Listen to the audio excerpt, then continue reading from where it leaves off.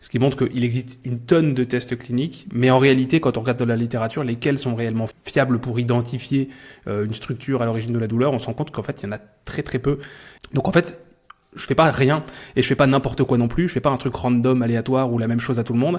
C'est juste que les facteurs sur lesquels je vais me baser, c'est plus juste telle structure anatomique me semble être à l'origine de la douleur.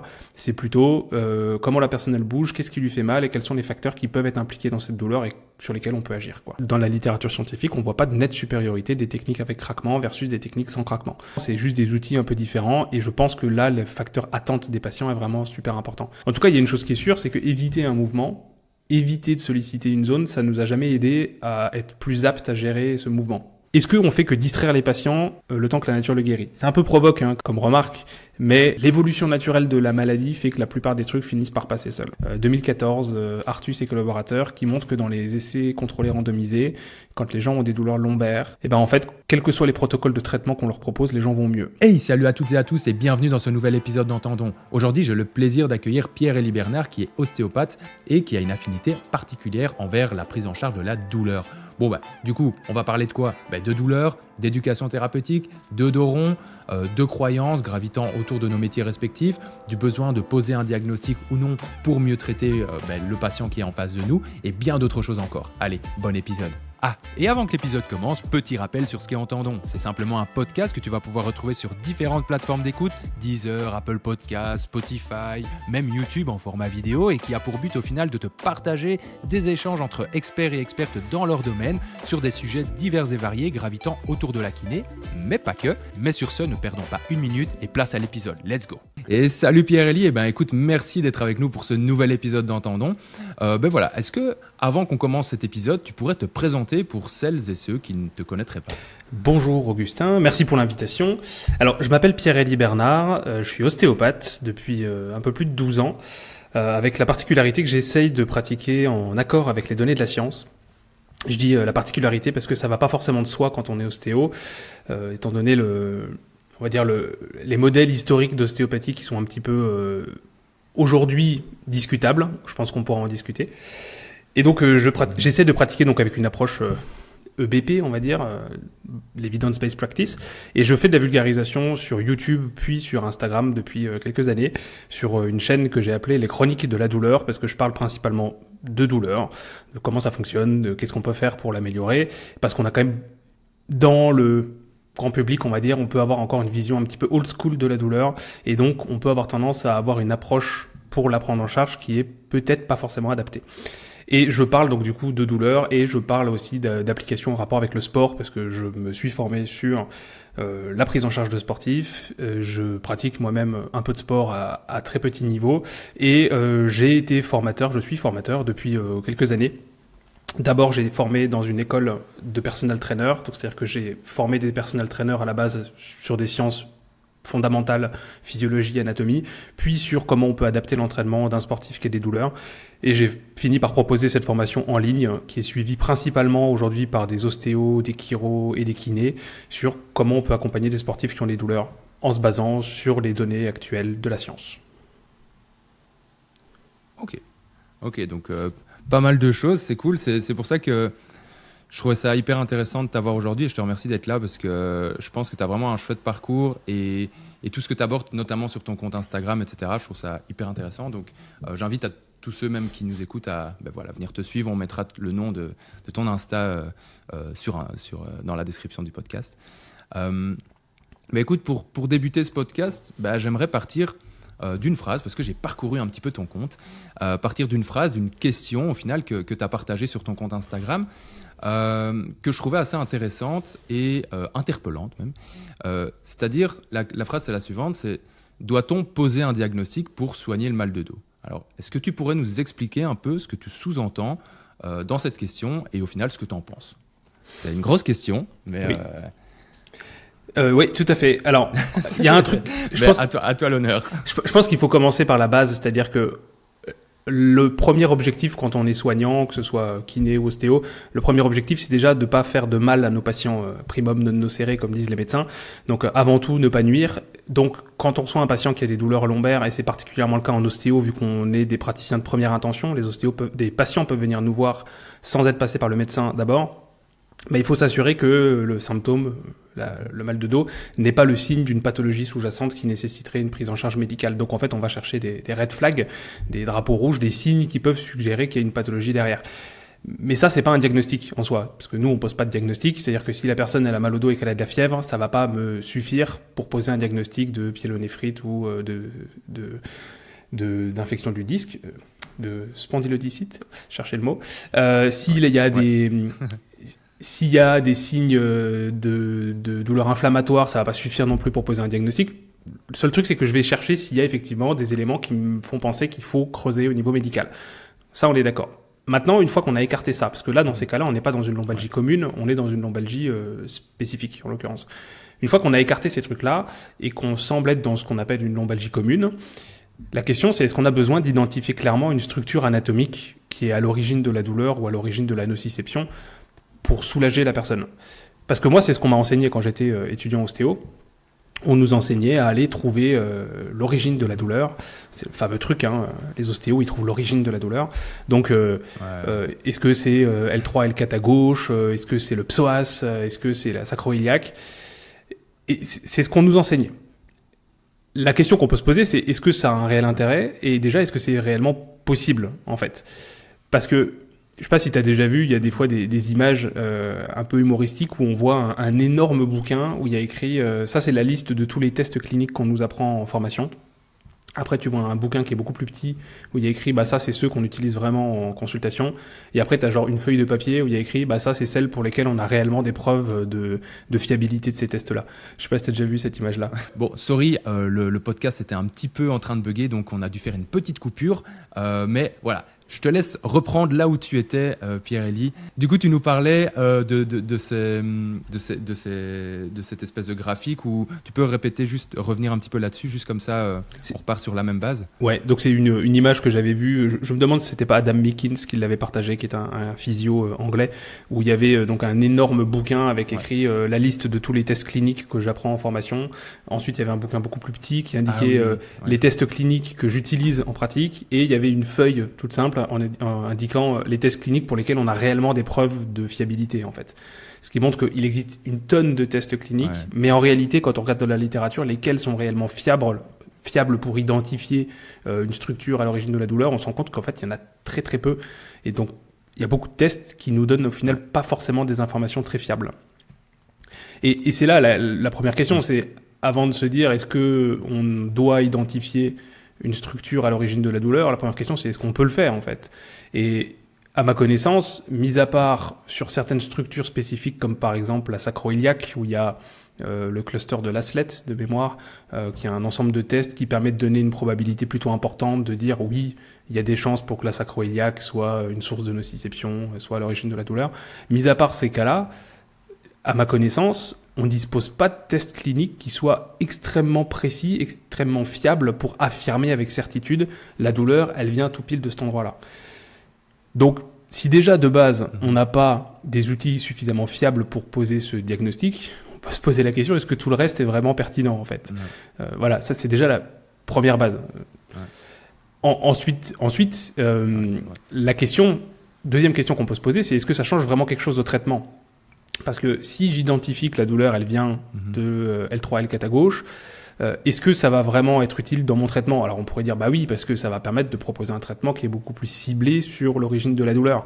Sauf qu'en fait, moi je regarde en tant qu'ostéo, mon outil de traitement principal c'est la thérapie manuelle, et maintenant on a pas mal de données qui montrent que aller manipuler L3, L4 à gauche ou aller manipuler L3, L4 à droite, ça a sensiblement les mêmes effets. Ou aller manipuler un petit peu au-dessus ou un petit peu au-dessous, ça a probablement aussi les mêmes effets parce que même s'il y a des effets mécaniques aux manipulations, les effets principalement ils sont neurophysiologiques, ils sont pas très spécifiques et donc du coup on arrive à avoir des effets sans aller cibler très précisément la zone soi-disant à l'origine de la douleur quoi. Et c'est un peu la même chose avec beaucoup d'exercices en fait. Si tu vas faire un squat, tu vas pas solliciter que la sacro-iliaque. Ou tu vas pas solliciter que le psoas. Alors, le psoas pas trop sur un squat, mais à chaque fois en fait on a un effet qui est beaucoup plus général et beaucoup moins spécifique que ce qu'on peut penser à la base quoi. Donc ça pose sérieusement la question. Est-ce que c'est vraiment nécessaire? Et en fait, il y a des modèles qui nous expliquent un traitement standardisé en fonction de la structure anatomique. Et il me semble que c'est justement comme ça que pratique Laslett, dont je parlais tout à l'heure, donc qui est un physio australien, néo-zélandais, je ne sais plus. Je ne sais pas si tu vois qui c'est, Marc Laslett. Australien, ouais. Australien. Ou dans... Enfin, je l'ai jamais rencontré, mais en tout cas, je connais bien son nom. Voilà. Et je pense qu'il travaille dans cette optique-là, lui. C'est-à-dire qu'il est vraiment dans une optique de on va identifier très précisément la structure et on va aller appliquer des exercices ou des techniques qui sont très très spécifiques. Sauf que quand on compare cette approche-là à une approche qui ne va pas forcément être aussi précise, et ben en fait ça semble pas mieux fonctionner d'être ultra précis sur le tissu L3, L4 à gauche, pour reprendre cet exemple-là.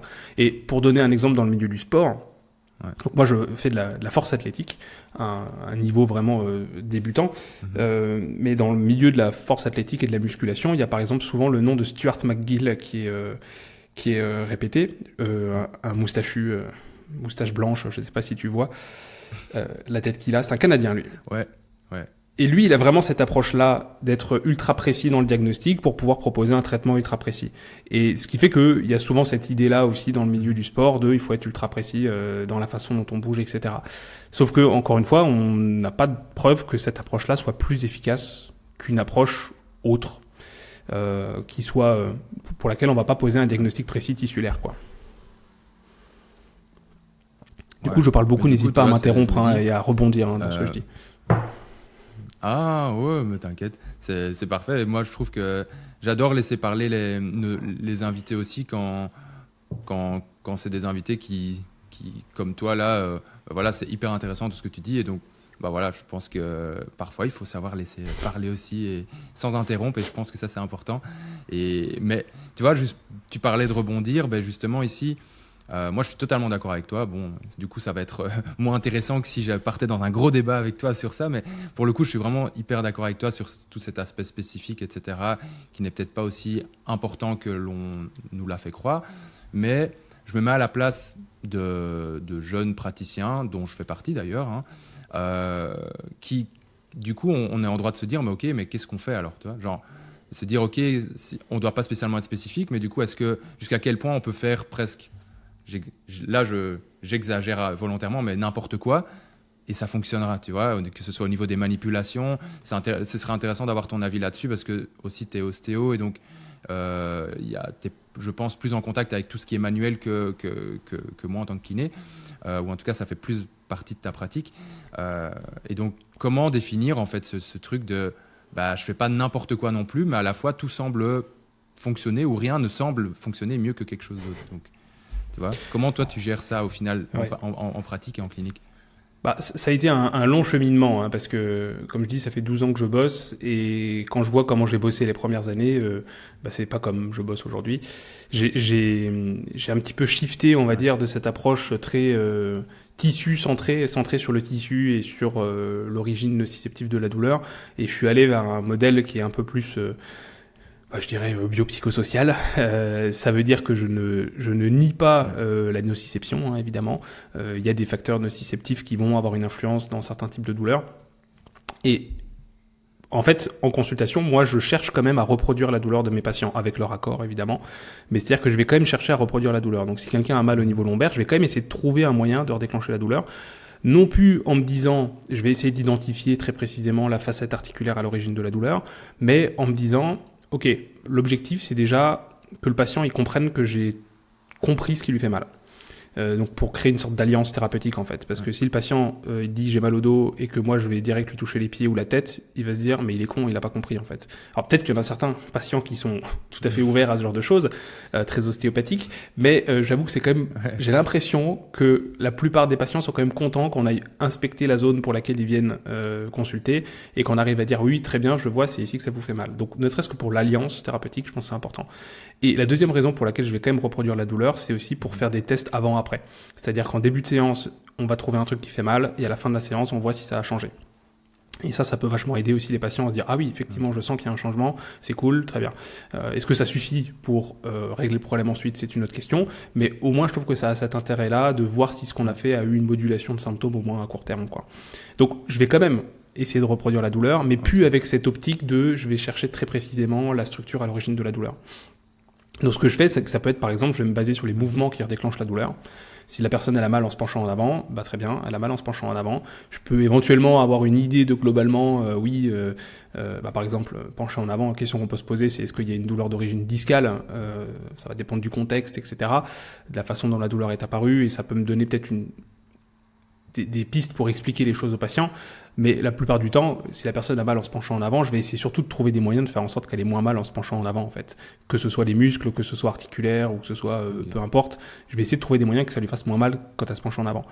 Et après, je vais pouvoir m'intéresser peut-être au mécanisme de la douleur. C'est-à-dire, est-ce que c'est une douleur qui a l'air d'être principalement nociceptive? Est-ce qu'il y a des facteurs qui font penser plutôt à une douleur neuropathique ou nociplastique. Alors neuropathique au niveau lombaire, c'est rare, en général c'est plus avec irradiation, mais en fonction du mécanisme de la douleur, déjà ça peut me donner des pistes sur ce qui se passe et qu'est-ce qu'on peut proposer comme approche. Et je peux aussi chercher d'autres facteurs associés comme la kinésiophobie, le catastrophisme, les croyances de peur-évitement, ou alors l'hygiène de vie, le sommeil, le contexte de travail, tout ça pour voir sur quels facteurs on peut agir à travers la séance, ou sur quels facteurs on peut essayer de faire de l'éducation pour essayer d'aider le patient à prendre conscience que ces facteurs ils ont une influence et voir si on arrive à les modifier ou si la personne arrive à les modifier à côté, quoi. Donc en fait, je fais pas rien et je fais pas n'importe quoi non plus, je fais pas un truc random, aléatoire ou la même chose à tout le monde. C'est juste que les facteurs sur lesquels je vais me baser, c'est plus juste telle structure anatomique me semble être à l'origine de la douleur, c'est plutôt comment la personne elle bouge, qu'est-ce qui lui fait mal et quels sont les facteurs qui peuvent être impliqués dans cette douleur et sur lesquels on peut agir, quoi. Ok. Et les techniques que tu vas utiliser, ça c'est selon tes préférences et c'est un peu du feeling, je suppose aussi. Parce que ça c'est aussi des questions qui peuvent revenir. Après, je sais que c'est difficile d'en parler là comme ça. Je pense qu'il faudrait peut-être même contextualiser ça dans une formation, j'en sais rien, pour pas que ce soit mal interprété, mais quand je demande ça, c'est parce que je pense qu'il y a beaucoup même de kinés aussi qui peuvent se dire ok, mais quelle technique je fais, comment je sais, tu vois, manipuler, vu que c'est pas tellement spécifique, ça ouvre le champ des possibles en fait. Et donc est-ce que maintenant toi tu dirais qu'il faut se baser au final sur les préférences du patient et du clinicien sans se dire qu'on va remettre du coup quelque chose en place et telle technique qu'on a vue dans tel bouquin, ou peut-être une autre vision? Tu parles de technique manuelle, là? Ouais, pardon. Ouais, ok. Clairement. Plus tout ce qui est aspect manuel, ça peut être des mobilisations ou des manipulations. Ça, c'est on va dire, un peu plus global, quoi. Il y a un article qui a été publié il n'y a pas très longtemps avec beaucoup de praticiens qui ont participé, dont Adam Meakins, dont je crois qu'il y avait la Slate aussi, Chad Cook, sur A Modern Way to Teach and Practice Manual Therapy. Je ne sais pas si tu as vu passer cet article-là, où en fait...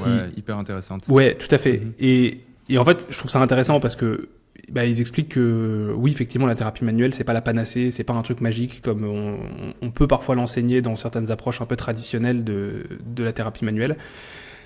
Mais c'est un outil qui est utile et il faut juste savoir le remettre à sa juste place. Et après, ce qui va être important, c'est effectivement une question de sécurité, c'est-à-dire être capable de faire des manipulations qui soient sécures, même si à la base, la thérapie manuelle reste une intervention qui est relativement sécuritaire. Même au niveau cervical, il y a tout un débat là-dessus. Mais même au niveau cervical, au final, on se rend compte que les risques sont relativement très très modestes, à condition de savoir écarter certaines pathologies vasculaires. Mais donc, question de sécurité, une question de confort pour le patient, et je pense effectivement que la notion de préférence du patient est vraiment importante. C'est-à-dire que moi, systématiquement, je demande aux patients déjà ce qu'ils attendent.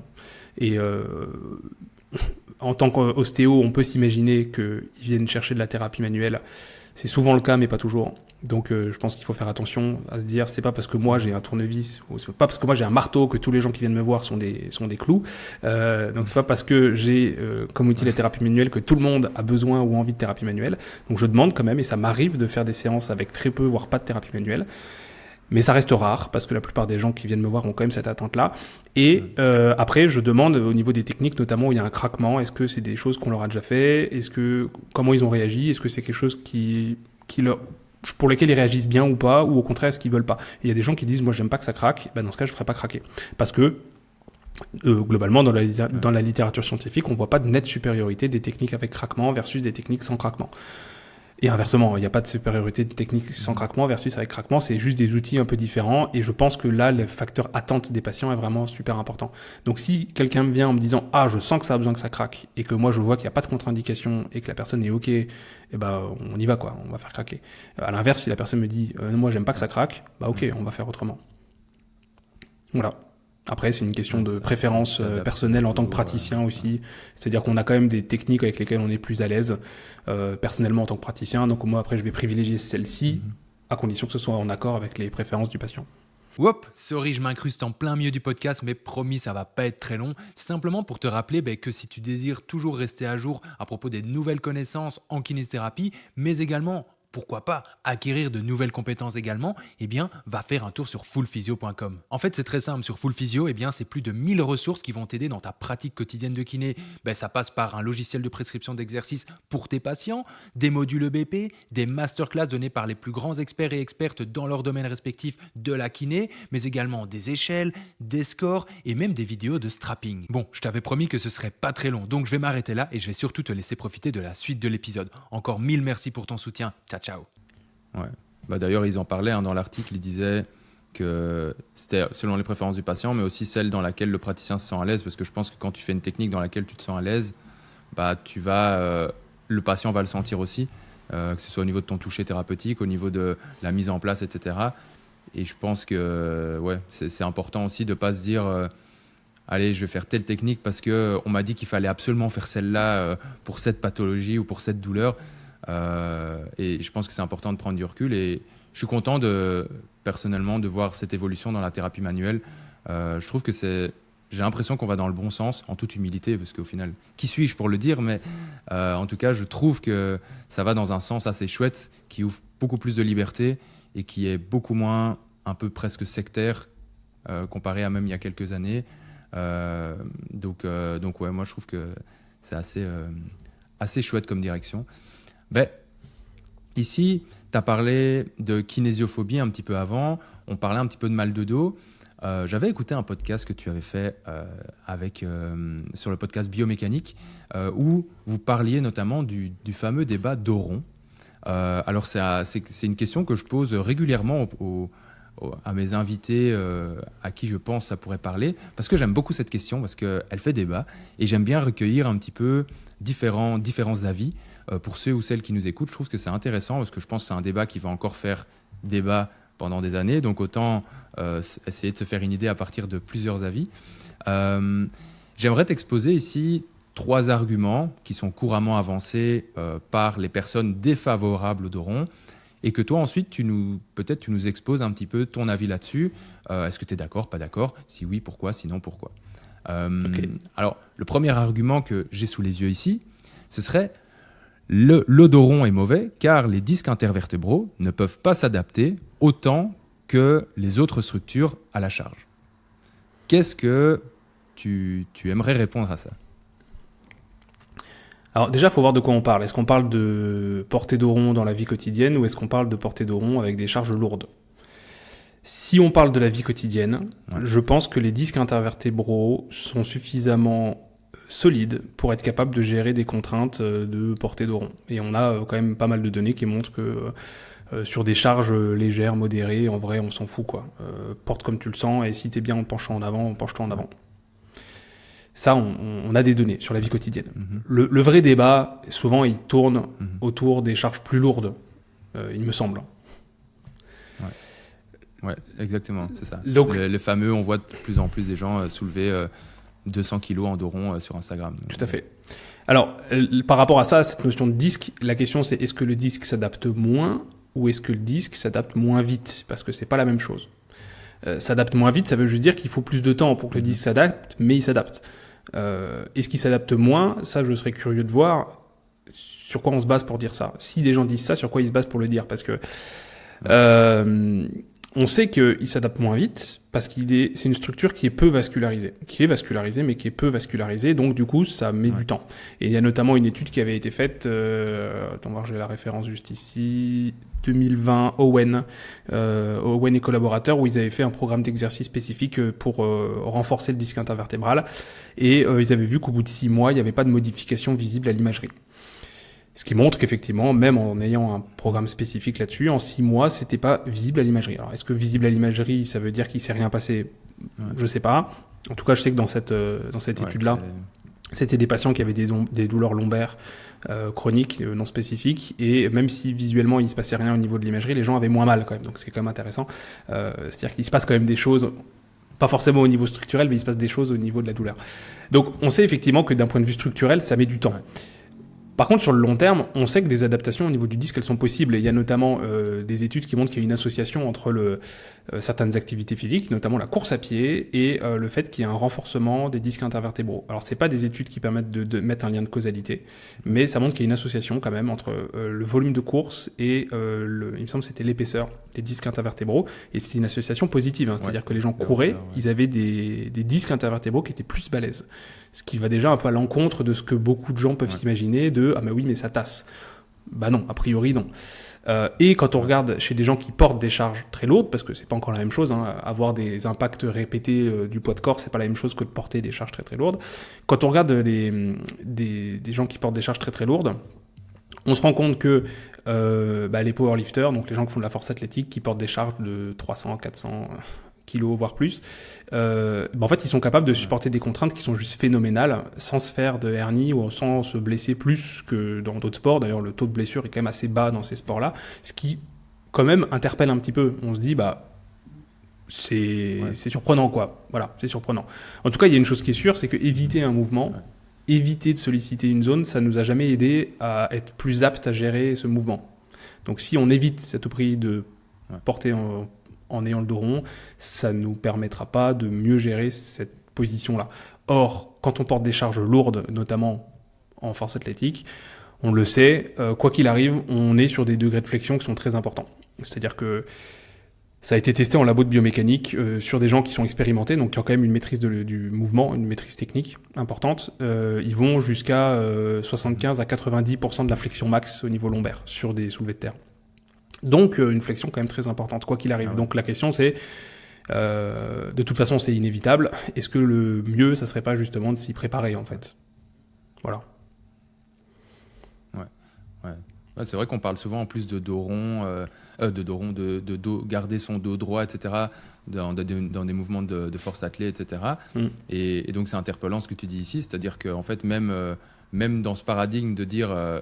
il faut garder le dos droit. En fait, même en le gardant soi-disant droit à l'œil nu, c'est pas possible. Et en fait, biomécaniquement, il est en flexion. Tout à fait. Une flexion lombaire. Alors après, donc ça, c'est aussi intéressant. Je pense que c'est là aussi où il y a eu peut-être un malentendu dans les débats qu'il y a pu y avoir, c'est que je pense pas que qui que ce soit défendent le fait d'aller en flexion maximale ou de forcer la flexion. C'est-à-dire de se dire, je vais volontairement aller chercher de la flexion maximale. Je pense pas que qui que ce soit défende ça, c'est pas ce que je défends, c'est pas ce que défendent d'autres personnes qui ont parlé du dos rond.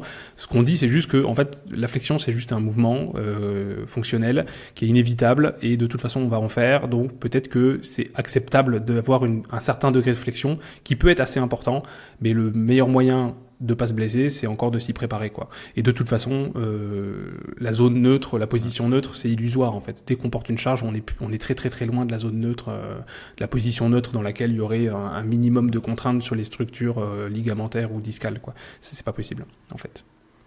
Ok. Voilà. Ok.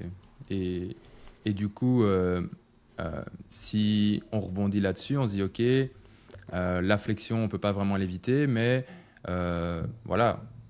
la plupart des lumbagos, on peut entendre, se passent en flexion. Et donc ça, c'est aussi une réflexion intéressante, je trouve. La plupart des gens vont dire, non, moi, quand je me suis fait mal au dos, c'est en allant prendre mon bic, machin, qui, a fortiori, c'est de la flexion. Et donc, comment est-ce que on peut... Enfin, je suis un peu l'avocat du diable, mais comment est-ce qu'on pourrait défendre ça en disant, oui, c'est vrai qu'en fait... c'est en flexion qu'on se fait souvent mal, du coup, il faudrait peut-être l'éviter. Et moi, je suis complètement d'accord avec toi sur le fait qu'il faut se préparer à ça, et donc le meilleur moyen de s'y préparer, c'est de s'y exposer. Mais qu'est-ce que toi, tu penses de ce genre d'affirmation ? Je pense que ça s'explique simplement par le fait que la flexion, c'est le mouvement qu'on fait le plus dans la vie de tous les jours, en fait. C'est-à-dire que si tu regardes les différents mouvements, flexion, inclinaison, rotation, extension, ou un mix de tout ça, le mouvement qui revient le plus souvent, ça reste de la flexion. Je te propose une petite expérience de pensée. Imaginons que la flexion ne soit pas plus risquée que les autres mouvements. Imagine que tu fasses de la flexion, de l'inclinaison, de l'extension, de la rotation ou un mix de tout ça, tu as juste une toute petite probabilité de te coincer un jour comme ça par hasard. C'est probablement pas tout à fait comme ça que ça fonctionne, mais imaginons, c'est l'expérience de pensée. Imagine qu'en gros, à chaque fois que tu fais un mouvement, tu lances un dé, et en gros, si tu fais tu lances plusieurs dés, et si tu fais une combinaison bien précise, bah hop, pas de chance, tu te coinces. Admettons. Et ben dans cette situation-là, la plupart des fois où tu te coinceras le dos, ça sera en flexion, parce qu'en fait, la plupart des mouvements que tu fais dans la vie de tous les jours, ça sera en flexion. Alors que la flexion n'est pas plus risquée que les autres dans cette hypothèse-là. C'est juste que vu qu'on fait plein de fois de la flexion, et ben en fait, on a plus de risque de se coincer en flexion. La question qu'on peut se poser, c'est est-ce que la flexion est vraiment plus risquée que d'autres mouvements ? Ce que ont l'air de penser beaucoup de gens en fait. Ce qu'on sait déjà, c'est que conseiller aux gens d'éviter la flexion, ça marche pas pour réduire les lombalgies. Donc dire aux gens gardez le dos bien droit quand vous portez, etc. On sait que ça marche pas. Ça, on a quand même c'était quoi on a au moins 2 trucs, une revue systématique de Cochrane en 2012 déjà, qui expliquait que conseiller dans les entreprises aux gens de porter de telle manière, etc., ça ne réduisait pas la prévalence des lombalgies. Et en 2020, on a aussi c'était une revue de la littérature aussi de Denis et collaborateurs qui, même chose, refaisaient un peu le point sur le sujet et disaient que en fait ça marche pas. Dire aux gens de garder le dos droit, donc d'éviter la flexion, ça ne fonctionne pas pour réduire les lombalgies. Alors là, en général, les gens vont te répondre bah oui, mais en fait c'est parce que même si on leur dit qu'il faut pas se pencher en avant, les gens ils le font quand même. C'est con là, ils nous écoutent pas. Ok, en fait c'est là où il faut regarder, quand on analyse les gens, si on regarde à quel point ils font de la flexion, est-ce que les gens qui font plus de flexion sont plus à risque de douleur ? Et là, il y a aussi d'autres études qui ont été faites. Saraceni, collaborateur, 2019, l'étude s'appelle To Flex or Not To Flex. Y a-t-il une relation entre la flexion lombaire durant le port de charge et l'apparition de lombalgie ? Revue systématique de la littérature avec méta-analyse. Conclusion, la flexion lombaire lors d'un port de charge ne semble pas être un facteur de risque d'apparition ou de persistance des lombalgies. En 2020, Swain et collaborateurs qui ont fait une méta-analyse de méta-analyse, où en fait leur conclusion c'est on ne sait pas.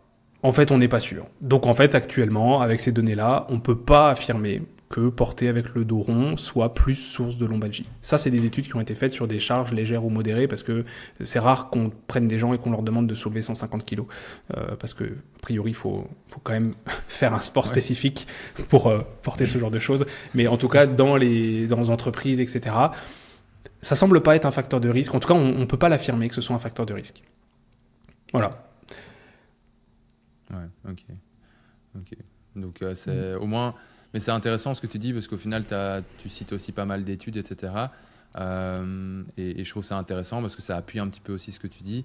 Et au final, le mieux qu'on puisse dire, c'est les données actuelles qu'on ait nous permettent pas de dire que c'est mauvais.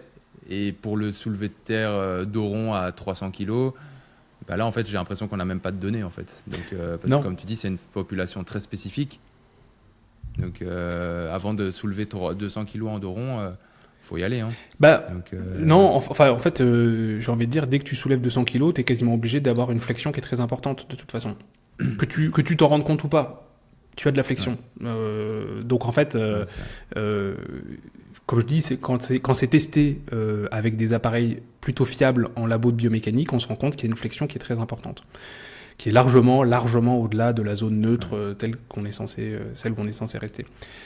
Donc en fait, en pratique, quasiment tout le monde fait du dos rond, même s'ils disent regarde, j'ai un dos parfaitement droit.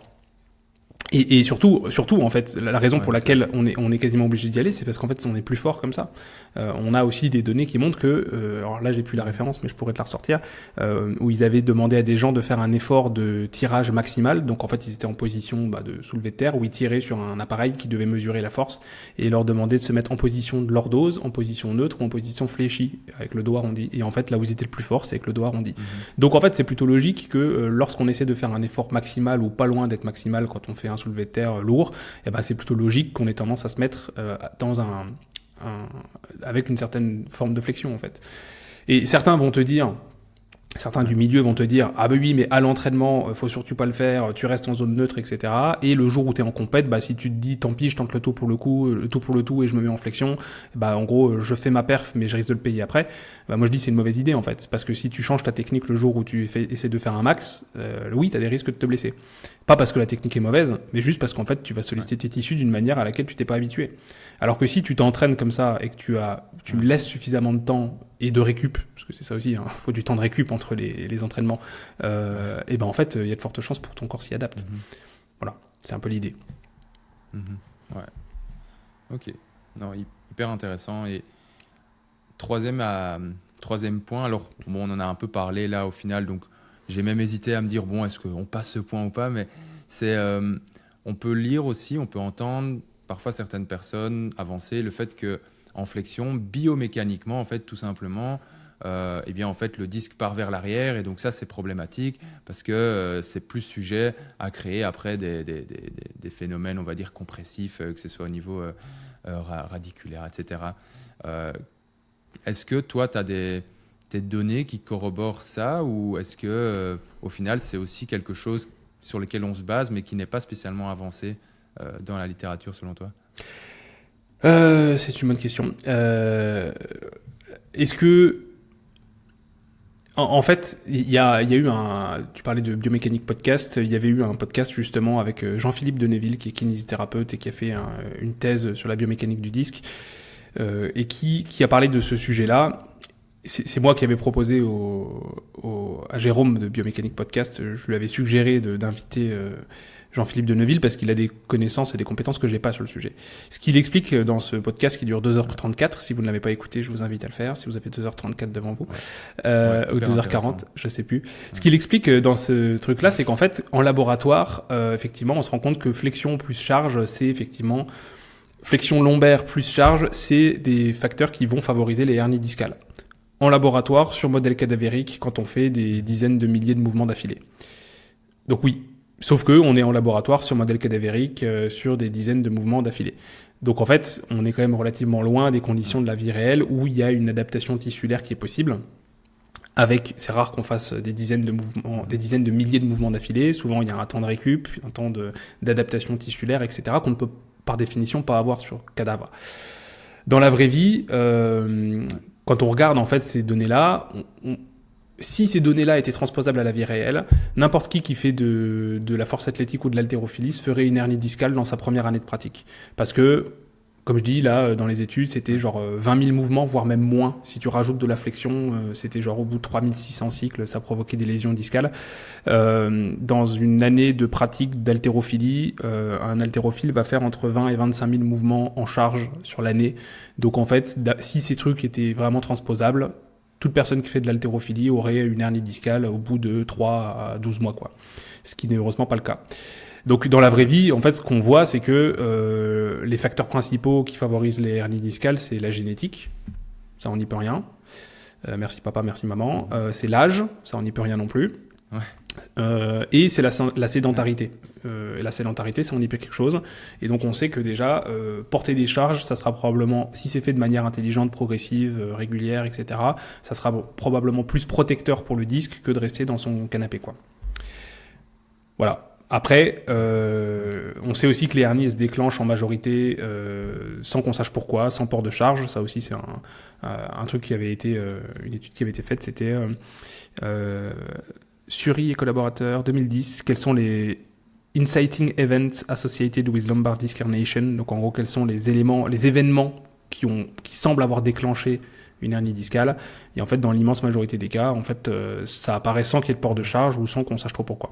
Donc, effectivement, cette notion de port de charge égale hernie, bah oui, dans certains cas, mais c'est pas aussi simple que ça. Et il faut se rappeler que le disque intervertébral, c'est quand même un truc qui est balèze, comme je le disais.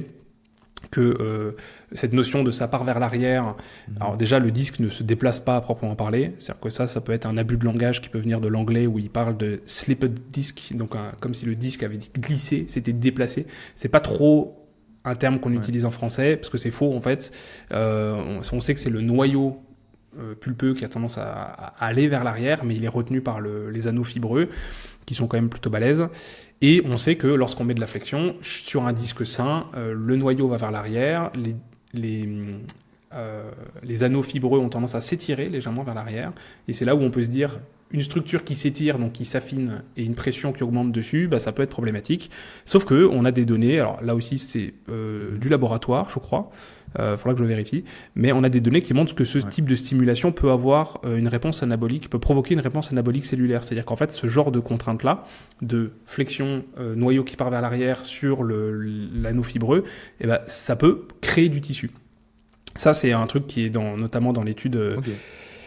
Dans l'étude qui parle de ce sujet-là, spécifiquement sur les ports de charge lourde, qui a été publiée par Greg Lehman et Louis Howe, où ils parlent justement de ça, du port de charge de port de charge lourde avec le dos rond. Ils expliquent qu'en fait, on a quand même des données qui montrent que ça peut créer une réponse anabolique cellulaire, et donc ça peut créer une stimulation. Et en plus de ça, essayer de maintenir une position de lordose lors de ces ports de charge, en fait, ça change quasiment rien aux contraintes sur le disque. Et ça, c'est une étude de 2020 de Shirazi Adel et Kodam Khorasani. J'ai les études sous le nom, je ne dirai pas de tête, mais qui montrent qu'effectivement, si tu essaies de maintenir la lordose, en fait, ça ne changera pas grand-chose. Non, je ne suis pas balèze à ce point-là, j'ai pris des notes avant. Okay. Donc ça, c'est... T'inquiète, c'est génial.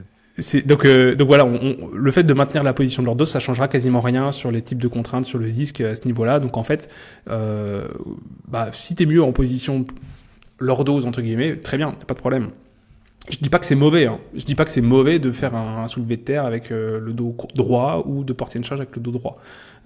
Si des gens sont bien comme ça, moi j'ai aucun problème avec ça. Ouais. Je dis juste que si les gens sont plus à l'aise avec de la flexion, on a de plus en plus de données qui semblent indiquer que si tu y vas progressivement, pour moi, c'est pas un problème.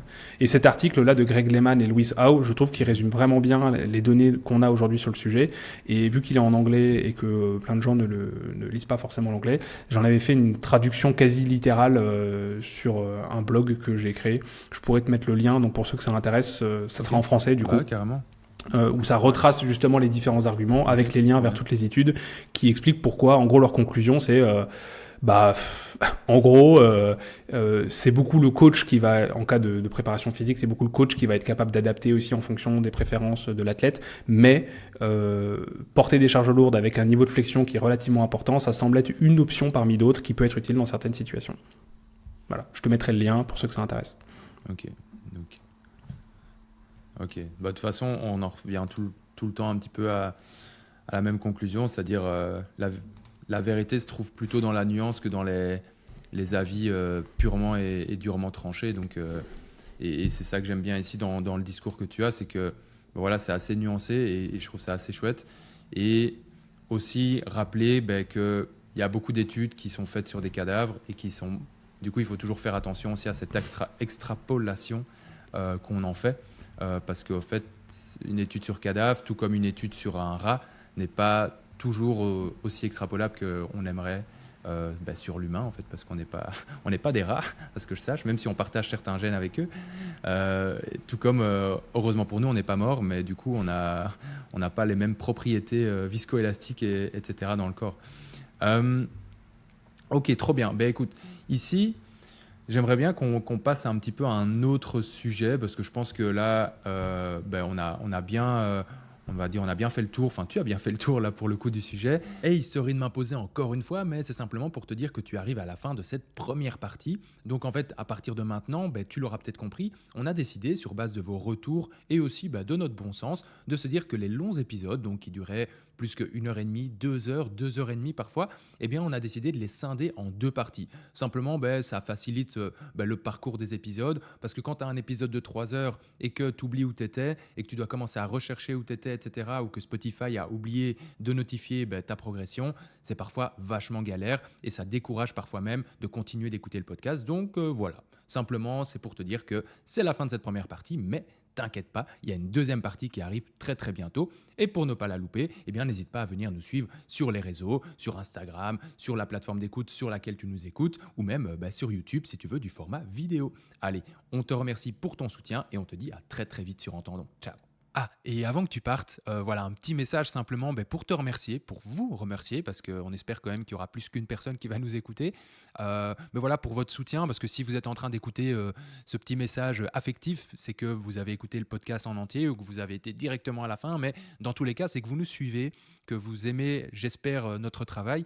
Et donc voilà, ça va être un petit peu bateau, mais si on peut vous demander encore une chose, c'est simplement de nous mettre peut-être 5 étoiles sur Spotify ou en tout cas sur la plateforme sur laquelle tu nous écoutes, ou bien un like sur YouTube, tout ce que tu veux. En gros, juste nous montrer ton soutien et ton appréciation de notre travail au travers de ce que la plateforme te permet de faire, que ce soit aussi en partageant autour de toi pour faire connaître le podcast.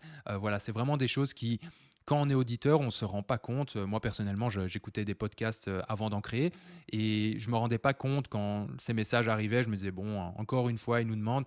Mais en fait, voilà, vraiment, je peux le dire maintenant, c'est hyper important parce que, comme tu sais, tout fonctionne avec un algorithme aussi. Et voilà, la moindre petite goutte dans l'océan, que ce soit un like, un partage ou les deux, un commentaire, etc., la moindre goutte, ça peut vraiment créer, si je peux rester poétique, un océan de soutien pour nous.